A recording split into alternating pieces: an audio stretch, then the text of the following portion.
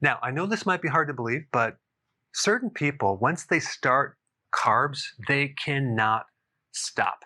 So recently I had a person who reached out and wanted some help because they were slightly addicted to carbs. They wanted to start keto, but they have this addiction. How do they go about it? So I decided to create a video for this person.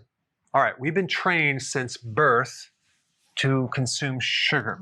Okay, it's in baby food, it's in all of our foods.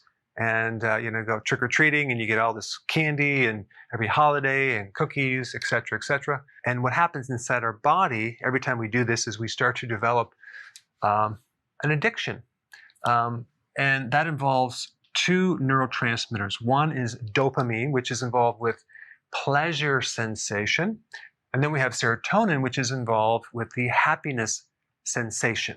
Now, I used to have an addiction, a periodic craving for Ben & Jerry's ice cream. I got caught up in this eating a pint every night before I went to bed type situation over, I would say, a year. I would be obsessed about it. I would be thinking about it all day long. And eventually, if I didn't consume it, I had this pressure or stress build up that made me physically uncomfortable. But as soon as I started consuming this delicious ice cream, I felt satisfied, happy. I felt like I was surviving. I could finally breathe again for about a minute. Now, of course, this was artificially making me satisfied, happy, and feeling like I was surviving when I actually was feeling very miserable the rest of the day and not really surviving health-wise.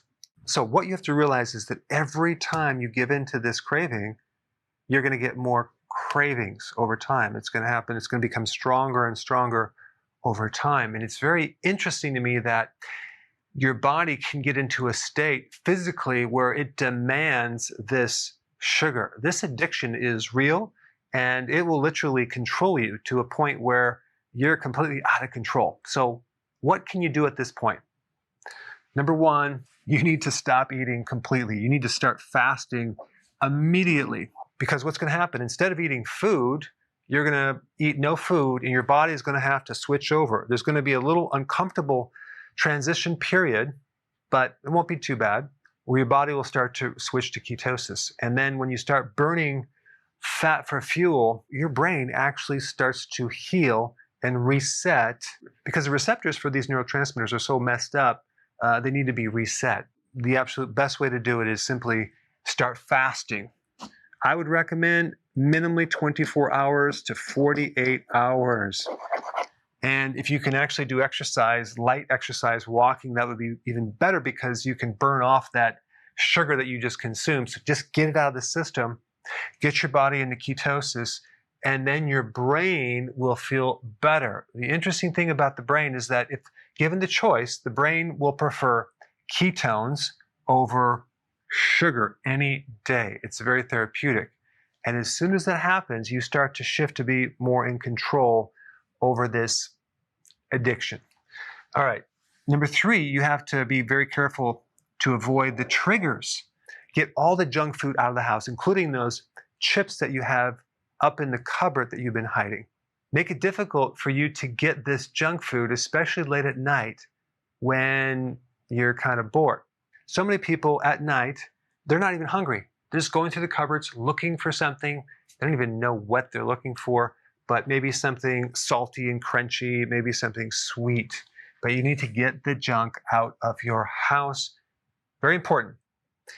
When you're fasting, don't read cookbooks, okay, especially for desserts. You want to avoid any type of trigger, including pictures of recipes or desserts, because dopamine is all about anticipating pleasure. As soon as you eat this food, you don't continue to increase dopamine. Dopamine is kind of a precursor to actual eating it. So as soon as you look at a picture or smell food, you instantly start increasing the dopamine, and that is going to create a controlling factor over your body. Let's say, for example, you're driving your bike down your neighborhood and it's dinner time and you can smell spaghetti cooking from someone's house. That would be bad. Don't do that. So smells are very powerful. Kentucky Fried Chicken, they pump out all these different smells so they can lure you into that facility. Avoid any and all environments that can tempt you. And lastly, B vitamins are crucial. Vitamin B1 will completely handle this right here. Okay, so use that through nutritional yeast to help curb your addictions. I'm sorry, your cravings. Hey, before you go, real quick, I have a course entitled How to Bulletproof Your Immune System. It's a free course. I want you to take it. And here's why. Here's you. Here is your environment. Everyone is focused on this over here, avoiding your environment. But what about here? What about strengthening your immune system?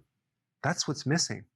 This course will show you how to bulletproof yourself, and so you can tolerate and resist your environment much better by strengthening your own immune system. I put a link down in the description right down below. Check it out and get signed up today.